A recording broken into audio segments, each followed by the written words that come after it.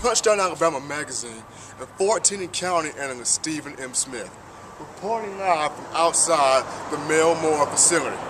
After the 40-7 victory against the Florida Atlantic Owls on this past Saturday, the Alabama Crimson Tide now turns its attention to playing against the Ole Miss Rebels in Bryant-Denny Stadium this Saturday, September the 29th, 2012.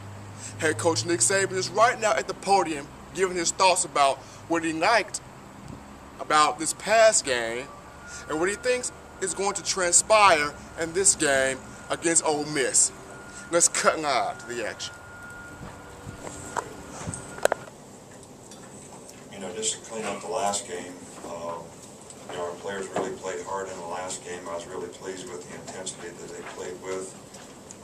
We obviously have some areas that we still need to be more consistent in our execution and ability to finish.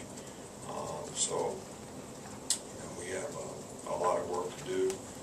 We have a lot to prove as a football team. Sometimes what gets you here doesn't really get you there, which is where you want to go. So we got to focus on being a little more confident, a little more attention to detail, do the little things right, so that we can continue to grow and improve. And I think that's going to be critical for us, especially getting back into SEC play against a very good team, this week. So, players of the week, I think you already got these, but DJ Fluker and Eddie Lacy did a really good job. Robert Lester and C.J. Mosley and Kate Foster, D. Hart, and Vinny Sinceri on special teams. The only injured guy we have is Brandon Ivory, who is going to be day-to-day, won't practice today. I can't tell you, it's probably going to be questionable, for this week. Ole Miss is really, a much improved, team. I think the offensive numbers that they've been able to put up against everyone that they've played have been very, very impressive. Their no-huddle style, a little bit about like what Auburn used to be when Gus Malzahn was there, just to give, our folks something to sort of relate it to. They're playing hard, they're playing with a lot of spirit, they've got some really good skilled players. Bo Wallace has done a good job for them at quarterback. Barry Bernetti comes in sometimes, 2-quarterback system, no huddle fast. Really run the ball effectively with all the zone read options, quarterback runs. Have some good skill guys that can make plays in the passing game. Their defense is very quick and athletic, move around a lot, and create problems sometimes in their ability to run and affect the edges in the passing game. So forced a bunch of turnovers last week. So this is a team that's a completely different team. I think Hugh Freeze has done a really, really good job, and obviously going to be important for us getting back into SEC play, and should be a great atmosphere for us in Bryant-Denny Stadium Saturday night. Coach, C.J. Mosley has been one of the staff's players of the week every week since the season began. Can you just talk about the way he's consistently graded since the start of the year? Well, C.J. does a really good job. He's very athletic, fast, very instinctive, and is really a playmaker, type of guy as well. He's learned since he's been here to fit the runs a little bit better, and does a good job in that regard. He's gotten a little bigger and a little stronger. He's always been a really good athlete and a space player. So with all the spread out formations that he played against to this point, he's had a lot of opportunities to make plays, and he's made a lot of plays. But you've had kind of the luxury of playing a lot of different guys, a lot of young guys. I think fairly significant minutes. How big a luxury is that, a benefit is that potentially down the road? Well, I do think that even though they scored on the last drive, a lot of the guys that got an opportunity to play this week, learned a lot about what happened when they played at Arkansas. So that really helped them improve. I think it improved their preparation. I think it improved their sort of, sense of urgency about getting ready to play. And that they may have an opportunity. They need to be prepared. So I think there was improvement made, and I think that's a good thing. I think it helps the depth of our team. And on the other side of that, you could say, well, we haven't had to play 60 minutes in a game yet with the guys that are going to have to play, and we're going to play against a team that's going to try to run 80 plays on offense. That's their goal. So more players are going to have to contribute, and the players that play are going to have to be able to sustain their performance for longer in the game.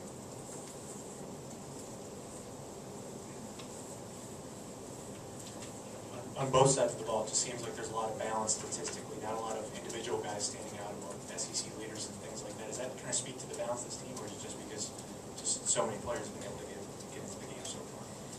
Well, we probably have a team that doesn't have as many maybe defined stars as what we've had in the past.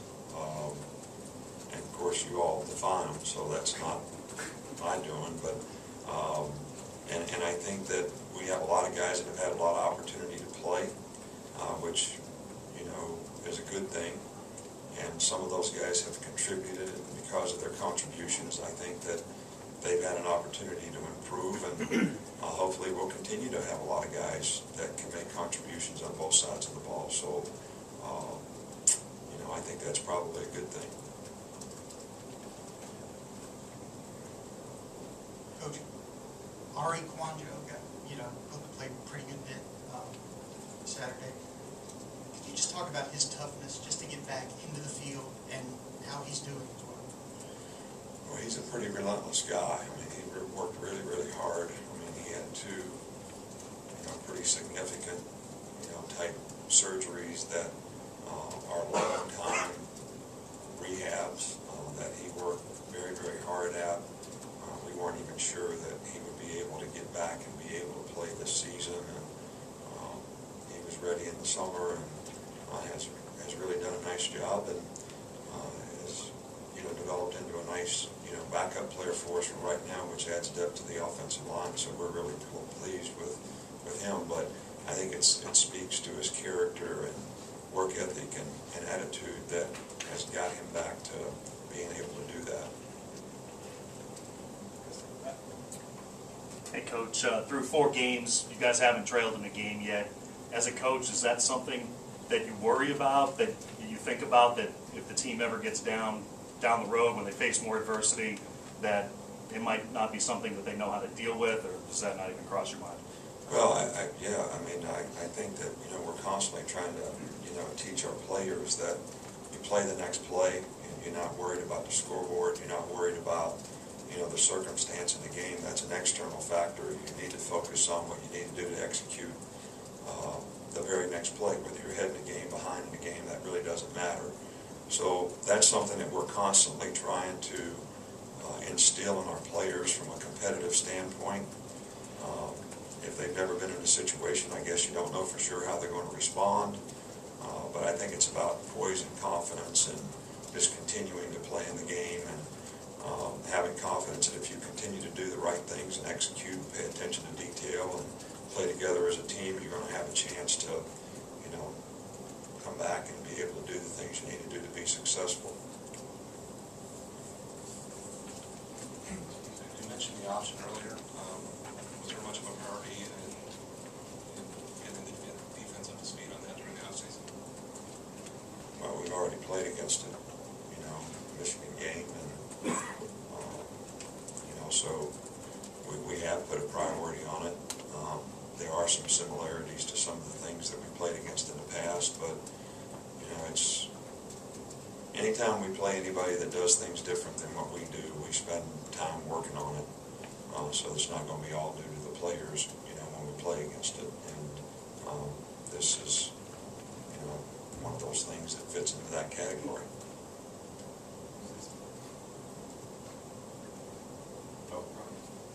Get it for this question, but you are headed into the 5th game. Any freshmen who haven't played, who are close to playing, and are you at the point where you start looking at whether to play or not play in terms of your eligibility? Well, I think the situation, we've played a lot of freshmen, and in some cases those guys have developed nicely, and I think they're going to contribute to our team, significantly down the road. In other cases, you'd like to see guys progress more rapidly. But we're going to continue to work with them and play the guys that we've played. I think if a guy hasn't played to this point, we probably don't really plan to play him. But we may not have the luxury to do that. I think that we continue to try to develop all the players that are freshmen. And if we get injuries or have an issue or a problem depth-wise at a position, we may have to play someone else who we thought maybe we wouldn't need to play. I think again, these decisions we're trying to make these decisions based on the fact, is a guy going to get to play enough to help him develop as a player relative to losing the year of eligibility for playing him just a little bit. And that's really, what we're trying to do. But we don't have any plans to play anyone to this point who has not played. But that doesn't mean that can't happen or won't happen. Improved Ole Miss team, just talk about the challenges that they bring to you on Saturday. It's ACC football. We're going to come and play hard. These are the games that matter most. The games that put you where you need to be at the end of the year. We'll be sadly mistaken to think that this game is not as big to them as it is to us. You got to come approach a game like that, no matter the records before. ACC, we like to think of it as a one-game season. We're going to get into Ole Miss today at practice, and we're going to try to be the best we can.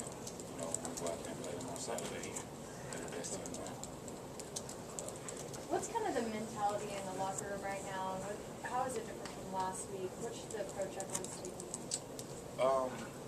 First, I haven't gotten the locker room for this week, but I'm pretty sure, as a leader, you just try to come in and let those guys know that last week it really doesn't matter, and that's the good and the bad part about football. Whatever you put on the field last week, coming into Monday, it has nothing to do with your approach towards it, for the next game, in conference play.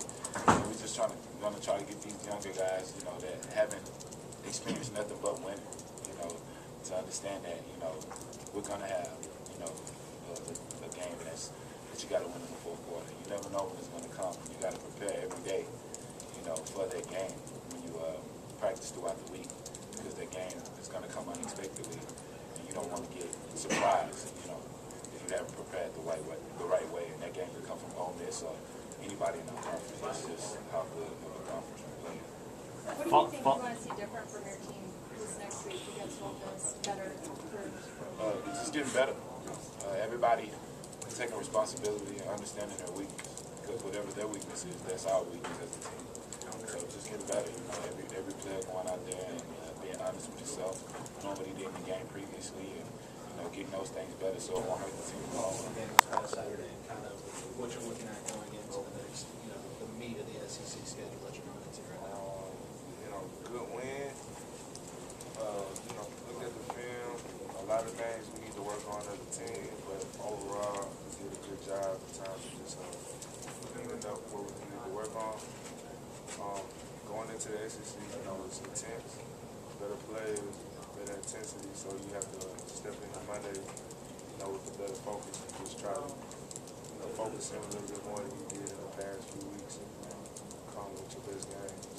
Just working a little bit harder, knowing that you're playing against athletes with great talent.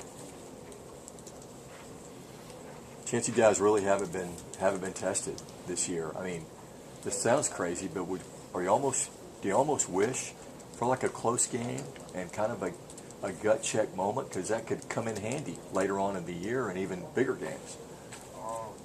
I look at the games that we have played, and we've been in a lot of different situations, and they've been good opponents for us, so we learned a lot from those past games. But I think it's all about what we do in terms of the team, how we handle our situations, and we prepare, week in and week out about what actually happens. So, regardless of what happens on the field, I think we're prepared for whatever might happen. And we know going in at any given time, we can be put to the test, so we got to get ready for it.